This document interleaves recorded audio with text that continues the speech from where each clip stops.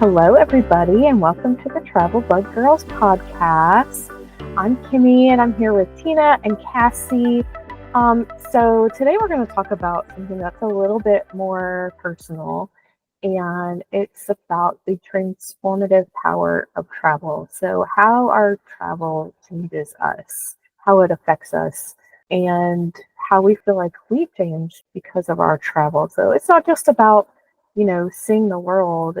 Although those things are really cool, but it also, I feel like anytime we travel, we bring something kind of home with us. So we're kind of go through how it changes us emotionally, culturally, personally. Well, I think it's going to be a fun conversation, and I'm excited to hear about how travel has changed you guys. So let's get started. So I guess the first thing that we want to talk about is how travel changes us, like emotionally, psychologically. And I know one of the ways that we've kind of talked about in past episodes is it kind of forces you to become more adaptable and resilient because unexpected things happen when you travel. So, have you guys had any experiences like that, or you feel like maybe travel has helped you to become more adaptable as you've traveled? I think in general, like you said, it is something you're taking yourself out of your regular place, and you know that there's going to be something different that's going to happen. The first time you may run into a problem, like I know I got stuck at the Dallas airport once, and had to sleep there. And I mean, we tried to make the best of it, but at the same time it's like, oh, this is really a challenge. And so once you get to the other end that you made it. And so that if something happens next time, you know that you'll be able to get through it okay. I mean, that was a kind of a lesser experience, but just different things like that you just know that you're going to come out okay on the other end. And when you do that often enough, then when you get back to your regular life, you're like, oh, this is a problem. It's okay. I can keep going. Mm-hmm. What about you, Cassie? Absolutely. We went to Washington, D.C. last year for the first time. And as everybody that knows us knows, we're country people. We live out in the country. We drive everywhere. Everywhere we measure in hours away. How many hours away is that from us? So we had to learn at the time the baby was in a car seat. So we had to kind of think about transportation a little more in depth than we generally would have. So I joined some groups on Facebook and I was reading and learning a bunch of things. So we decided we were going to take the circulator bus. We had to download an app because you have to have, a way to pay. You have to learn what route that you're going to be on. I think in Washington, D.C., they're like blue, yellow, and red, I think. And each bus takes you to different places. And my husband was so stressed out about this. Like, I cannot convey to you the level of stress this man had about public transportation. But we did it. And he kept thinking, we were going to get on the wrong bus. We walked all over the place looking for a specific bus stop, and there was like two bus stops like right across from each other. And I just asked when the bus pulled up, I was like, hey, is this going to the Air and Space Museum? And he was like, no, you want to be over there at that bus stop, that next bus. And so we walked across the road. So I do think now that we've done that and it's successful, we also coming back got on a bus to come back to our hotel, and we got on the wrong bus. But the end of the bus took us all the way to the end of the line, and we could see the road. We were like a block away from where we were. So we were able to walk. So I got to show my husband, like, look, this isn't the end of the world. Like, we can see where we have to go. We can walk there. No big deal. So now that we know how that operates, I feel like it's opened more possibilities for travel to utilize different, forms of transportation. My sons loved it. I have boys, and buses, planes, trains, anything that's transportation, they like. My oldest son, the riding the bus was like the highlight of the trip for him. So I really do think it does teach resiliency, and it is, it helps you develop confidence in your ability to lead and to, be able to do things and figure stuff out. And facing your fears. Mm-hmm. Because I know when I went to Costa Rica, the resort we were staying at was pretty remote. And so we flew into San Jose, and then we had to fly on an itty bitty little plane. It held 8 people. Mm-hmm. And we all had, to cover our ears and the whole thing. I just kept looking at the weather going, okay, we're going to be flying over the ocean. And it was either a 45-minute flight, or we could have taken a 4-hour bus ride over mountains. And I'm sure it would have been beautiful, but the time just didn't make sense for us. And so we decided to take the flight, and I was really, really scared, but I did it, and it was beautiful, beautiful. Sometimes the experiences that you're like most nervous about end up being the ones that are like the most rewarding. I know another kind of way that travel affects us, and this is probably the one that I think about most, is just kind of opens your mind, breaks down stereotypes.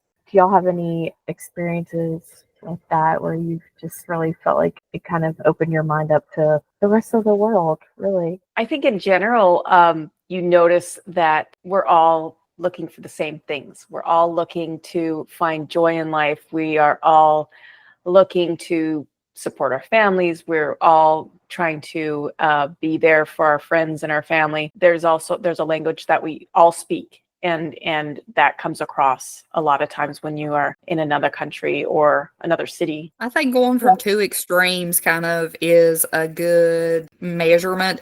We vacation in Tennessee a lot. That's a place that we go to frequently. And a place that we go to is called Cades Cove. And it's very, it's a park. It's beautiful. And there's always specific groups of people that get really, really close to the wildlife. Mm-hmm. Like, they have these cameras that look like they cost more than my house. We all run into these people. My children are always like, why are they so enamored by that deer? Like, we see deer every day. We go to Cincinnati a lot as well, and it's a city. And so we were talking about recently, we saw some kids and a mom going into one of these buildings in town. And I told my son, I said, those people, they don't get to see trees and deer and bear and coyote and things like we see every day. We take those things for granted. And so they find a lot of beauty in that. We'll even see people in Tennessee like taking pictures of the leaves and the trees. And, I'm not here to yuck anybody's yums. If that's your jam, that's your jam. I always look at things for my kids because, I'm a family travel expert. Like, I'm always trying to, help them put things together. So it kind of helps them, be able to see from more than one viewpoint, that I see things this way, but this may be why they see things a different way than I do. Like you said, different perspectives. Seeing things from different perspectives. I went to New York City for the first time, or really any time. There was this perception. I grew up in a small town in Wyoming. So when I went to New York City, I think I had in my mind a little bit, people are unfriendly, they're mean, and people are, it's dangerous to walk the streets and these kind of things. And when I went to stay there, well, first of all, I was staying that time with a friend. And so, of course, there's friendly people because there's my friends. But as I walked, she lived right in Manhattan, and we would walk everywhere. And, people just walk and, friendly when you go into places. I was like, you learn that stereotypes aren't true because you're experiencing it firsthand. And so it gives you a chance to make up your own mind about what you've been hearing. Again, in New York, as far as the safety issue, I felt more safe there than I do a lot of other places because there are so many people. So, and maybe that's a little bit my naivete, but I did feel safe there, to walk around and everything like that. I think that leads in really well to our next point, which would be it can change our cultural and social perspectives. So kind of how we see the world. We've talked about this some in past podcasts, how travel helps us see how we're all interconnected. And like you said, our similarities instead of our differences. And I think it's so easy when we stay in one place to get kind of in our little bubble, and get used to the people that we see every day in our surroundings and get really comfortable. And it's also easy to sort of make a us and them, kind of idea like, well, I'm here in my little space, my little community, and all those other people out there, I don't know about them. And so I think travel really helps us to kind of broaden our perspective on that. And like you said, to just see that like people are just people, everywhere you go, we're all just trying to do the same thing. We're going to work, we're buying groceries, we're, taking care of our kids, all of that. So have you had an experience where you just felt like it kind of broadened your perception of the world, or maybe a specific time where you were able to learn about a different culture that really kind of impacted you? We went to the Bahamas on our honeymoon, and like I said, we up until me and my husband got together and got married, I had never been anywhere ever. We just didn't travel. And I hadn't been exposed to a whole lot. I did go to college and that kind of stuff. But as far as a different culture, we agreed to sit in a timeshare presentation with this very nice Bahamian lady. It was very Bahamas. And while we were on our honeymoon, it rained like 3 days out of the 7 days that we were there. And apparently that's not something that happens normally. And we were just chatting about where we were from and stuff. And she said, "Oh, honey, it never rains in the Bahamas. It's just liquid sunshine."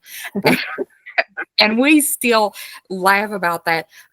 We also my husband is very spoiled on renting cars. Like he has to have his own, way to get around. So when we went there, we saw these people just zipping around on scooters. And my husband said, "Hey, let's rent a scooter, the next day."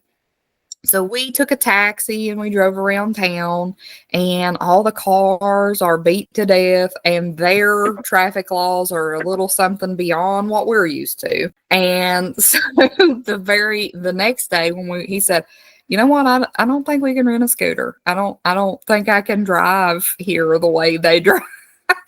So we walked and we taxied. But it was very nice. When you get away from the resorts and things, it's a very poor area. You see how tourism really, really impacts that area in the world. But everybody was kind. I feel like travel, it's been my experience. There is places that we tend to not go because it's, they're rude. New York is a place that like my husband's like, "No, I have no desire to go there because they're rude."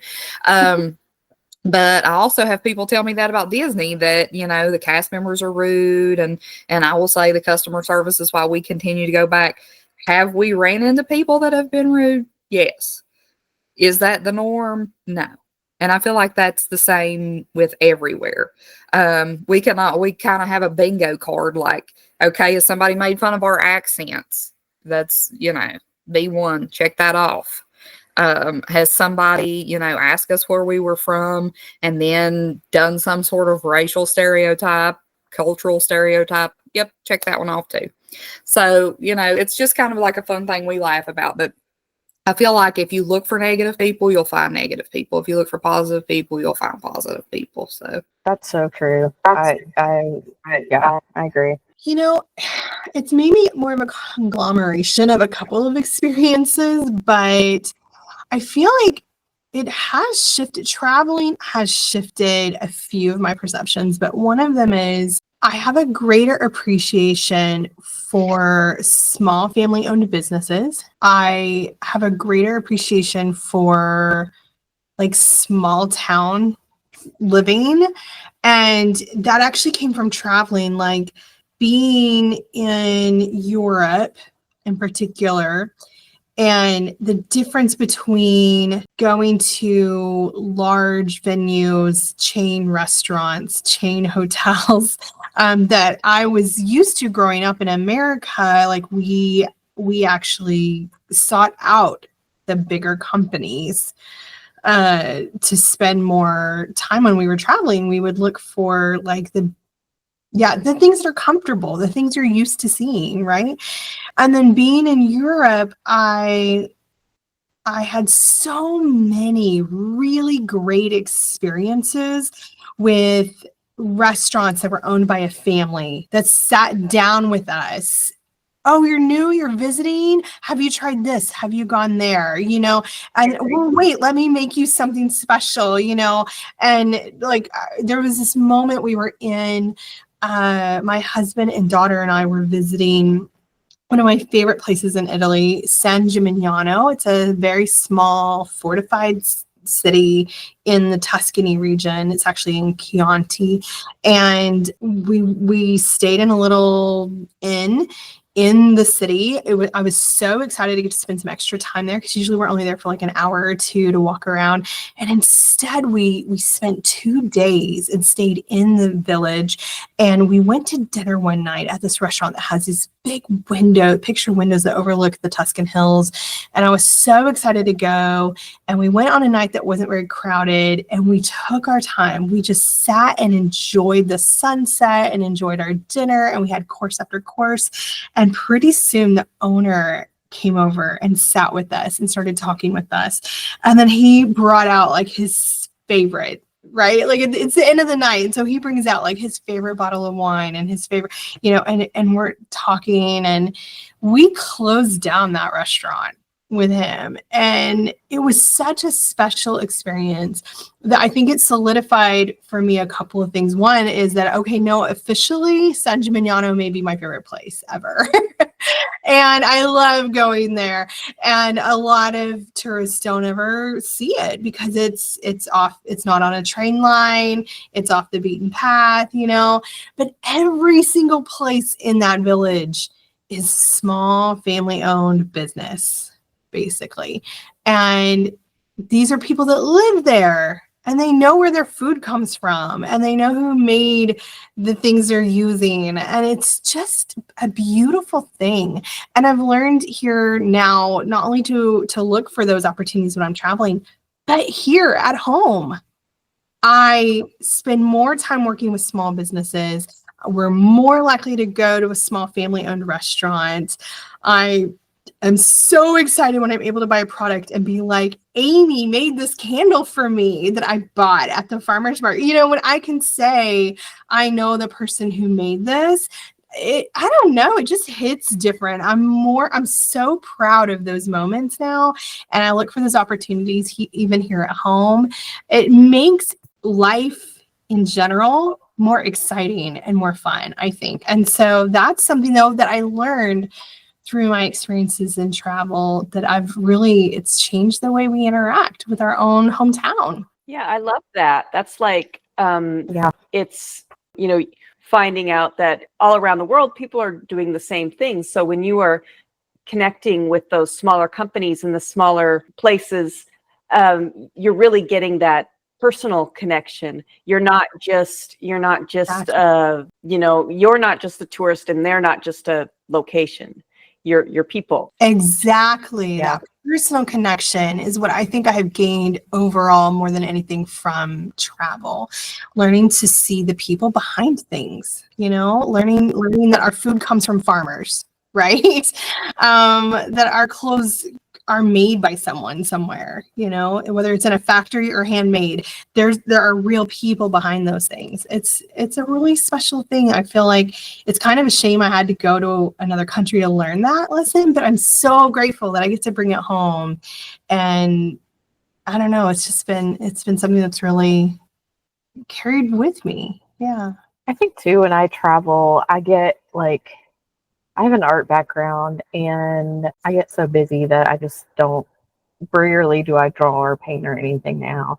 And I don't know why. I don't know if it's because I'm out of my routine or just feel more relaxed, but I always feel like more creative when I travel. And maybe it's also because a lot of times I'm going to art museums or I'm going to places that are more creative, just in general. But I always feel like just get your creativity flowing and thinking outside the norm.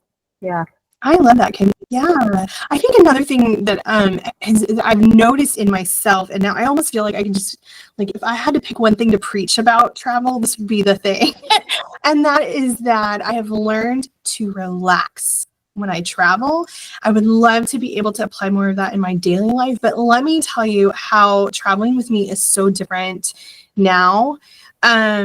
Because to me, the trip starts the moment you leave your house. So I'm, constantly I'm traveling with people that maybe for the first time, and I'm noticing they're so stressed. They're so anxious. They're so like, hurry, hurry, hurry, hurry. We got to hurry, hurry, hurry, hurry. For example, you go to an airport with someone and you're going to get on a plane later that day. It is stress, stress, stress, rush, rush, rush. Oh, traffic's awful. Like, you're complaining before you even get to the airport. And you're stressed for reasons. Why? Because we left 4 hours early. Why are we stressed? Why are we angry already? And you're complaining about the line, and you're complaining about having to wait, and you already knew that was going to happen. Like, that happened every time ever that you have been here. So why are we surprised every time? And then we hurry, hurry, hurry, rush, rush, rush, push, push, push, push. Oh, these people are taking so long. We're complaining. And then we get to the gate. Okay, we made it to the gate. Yep, there's the gate. 3 hours from now, our plane is leaving. I'm like, why? And now I'm doubting, like, are we really friends? Do I need to be friends with you? Are we related? Do I have to stay with you? Like, I'm doubting myself and my relationship to you now, because what is the point of this? Is this how we're going to be? Because the reality is, most people, that is not how their whole trip will be, hopefully, right? There are people like that. We know people like that. But most people, this is an accepted practice in America, that we are going to act this way until we arrive at our destination. And then 90% of us will be then chill-ish for the rest of the week or however long we're traveling. And then we get to be this again the day we're getting back on a plane, right? This is like an accepted thing. And why? That's my question, is why? And there was literally a moment when I gave it up, when I was like, you know what? I'm done with this. I am done being grumpy and irritated and frustrated just because everyone around me is. That's nonsense. And so now when I leave my house, put on the party music. We are driving with party music. The party has begun. I don't care where we're going or what we're doing. If we're leaving our house, the party has started. And I set aside extra money in the travel budget for the day we are in the airport. And I will go find the nicest place where everybody's wearing a suit and sit there and order a drink or a dessert or whatever. And I'm definitely going to pressure whoever's with me to do the same. And we'll go shopping. If we have 4 hours, if you insisted on being there stupid early, I will go with you, because now I know how to have fun in an airport. And do you know that a lot of the airports have a spa or a beauty salon? They have nice restaurants. We can go shopping. Like, I'm not going to sit around and complain for 3 hours at the gate. These chairs are uncomfortable and I'm thirsty and everything's expensive here. No, we're going to go have fun because we are now on vacation. I'm not wasting a whole day being grumpy of my vacation. So that has been something that has changed. And now I tend to act that way, even if we're just going on a road trip to visit my in-laws. Like, a road trip is a road trip. That's vacation. That's a vacation day. If I'm not working and I'm in my car, we're going to stop somewhere cool and we're going to play happy music and we're not complaining about traffic. We're going to have a good time. So, and we're eating food that we don't eat at home. I think we decided you have to eat food. Yes, for it to qualify as a road trip. I love that you brought that up about like making the actual physical traveling part of the experience. And that that was one thing I loved about our business to business partner that we interviewed and our Nitty Adventures, because that's a big part of what she does is actually make the travel part of the fun. That's I love it. part of the adventure, you know. So yeah, I like I that. really resonate with that. I think she's onto something there, you know. Building in part of the trip is being together. And I will say, I 100% agree. My mom is very much a vacation doesn't begin until we get to the destination part. And I have preached to my entire family my whole life. Travel is the journey, not the destination. Right. Let's enjoy all of our time together in the car, you know, from the time, like you said, till we get in the car to go somewhere. So I 100% agree that travel is the journey, not the destination. It will change everything. If it's something, if anyone is listening to this and you do not practice that, I Give it a challenge try. you to give it a try. Plan ahead for it. Plan ahead for it. You know, like when we had little kids, and Pinterest was huge, and I'd go on Pinterest and be like, road trip games for kids or road trip snacks for kids or whatever, and find all these cool tips and try them out. And you know, now we have grown people, but now I'm still like, we love traveling together and we make it fun from the minute you start, and there's no reason to be grumpy all day. What a waste of your vacation time. Like when you start out negative, the negative just piles continuously. Like when you're complaining before you even get started, it's not going to get much better for you that day. You know what I mean? One thing I was thinking about too is like, I think it's so good to go somewhere where you are the outsider, you know. Yeah. That really changes your perspective, you know, especially living in the United States. Like, we speak English, we expect everyone else to speak English wherever we go, and we kind of have this like idea that a self-centered, egocentric idea, like everything in the world revolves around America.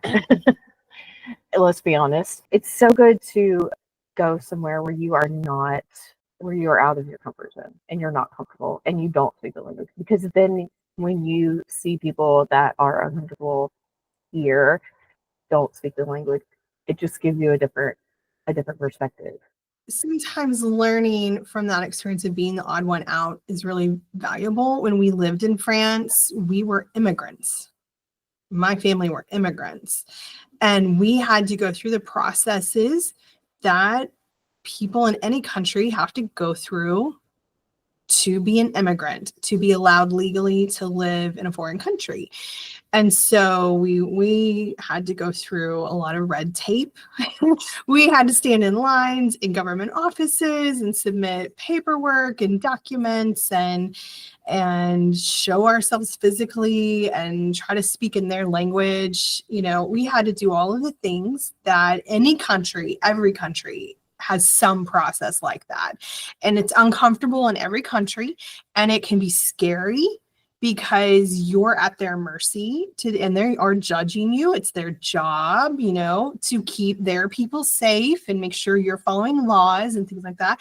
So it can be nerve-wracking, I assume, in every country. And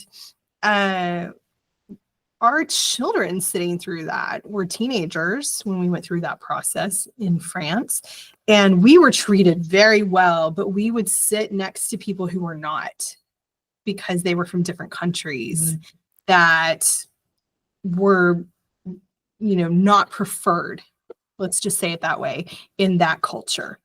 And in our culture, we have countries that are probably not preferred, right? Every country, I'm guessing, does. And so we were preferred and treated very well. And I don't think I had seen it up close like that. And I know my children had not until we were in those situations. And it happened both in government places, but also at the airport. One time standing in line. And because we are not European Union citizens, we are American citizens with our American passport. The lines are EU and everybody else. Those are the two lines. So we're everybody else because we're not EU. And one day we were in an airport and we were standing in a very long line. I want you to picture a room full of probably hundreds of people in line, and the EU line is empty. So we're standing among everyone else, okay? We are in a line of people that are not from Europe, and let me say that we stood out. We didn't look physically like the people we were standing among. And our little family is standing there in the middle of the line, holding our passports. And the people at the front, the officials, start yelling in French, and they're like waving, like, come on, you, like over the crowd, you, come on. And we're like, who, us, and finally my husband holds up our passport and waves it, and they all just rolled their eyes like, oh, we're so obnoxious. They were sure, because of the way we looked, and just dumb, I guess, standing in the wrong line. And we're like, no, we don't. And then they made us come to the front, past all those people that had been standing for much longer than we had.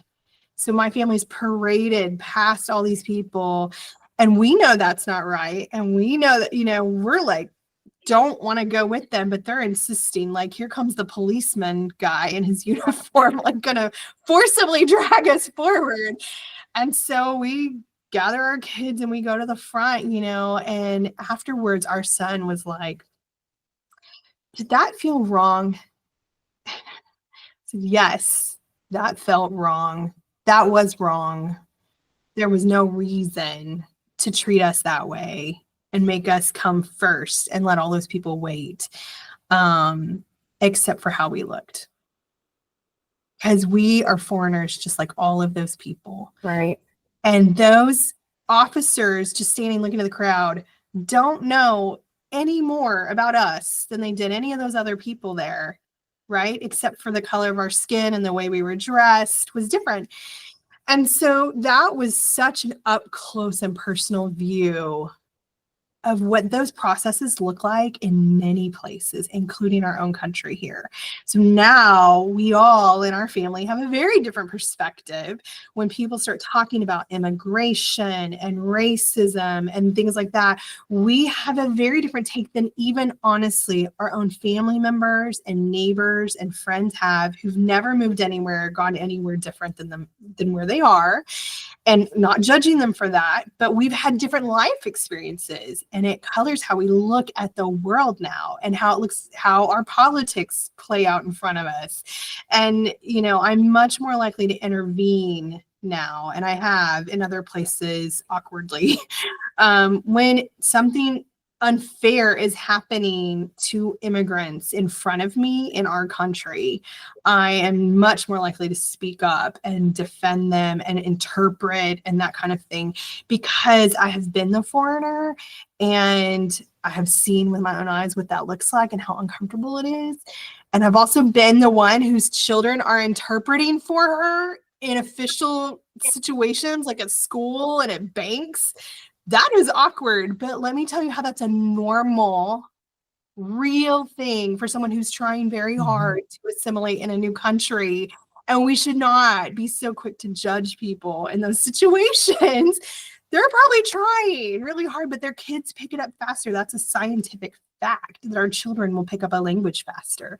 So anyway, that was a very long story about how our experience changes us being in another country.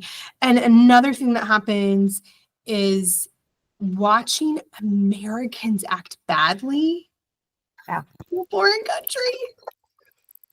will change the way you act and how you see things. And then it will help you understand why sometimes people are like, ooh, Americans are rude. Sometimes we are rude. And sometimes it's a cultural difference that is perceived as rudeness.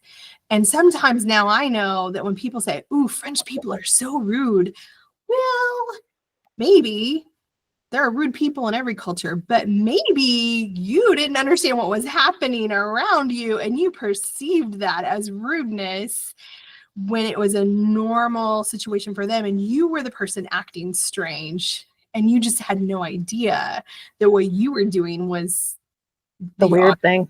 yeah. Yeah. So those things happen. And so I think that's why it's important for us to do our best to be patient with people and also to maybe read up on a culture before you go and like expectations, like social norms and social expectations in particular are really helpful before you go. Yeah, I think we're actually going to do a podcast on that in the future as far as like how to maximize your experience, when you travel. But I think overall, like travel just opens up your world in a variety of different ways that hopefully will affect you when you come back home. Like that you will, whatever you see and experience, that you will bring that home with you and let it color your everyday life and let it affect the lens through which you see the world at home too. So I think travel is good for us. So I think that is all we have for today, but we do want to finish up with our question that we have at the end of every episode, and that is, where is your mind today? So where are we traveling today in our mind? What have you guys? Where are you guys right now? Oh, I've been thinking a lot about it, not a particular location, but what makes a romantic vacation? Oh, What makes a okay. romantic vacation? And part of the struggle with that is getting a romantic couple to see the same thing. So I've been thinking a lot about resorts versus remote villas. So mostly in the Caribbean and Hawaii and places like that. Cassie is thinking about Cleveland, Ohio. I have been thinking about Baden-Baden. It's in Germany. And I saw a video the other day on social media, and now I'm obsessed with it. You've been talking a lot about France today, so that's kind of what I've been thinking about is France. So with that, we will wrap up this episode.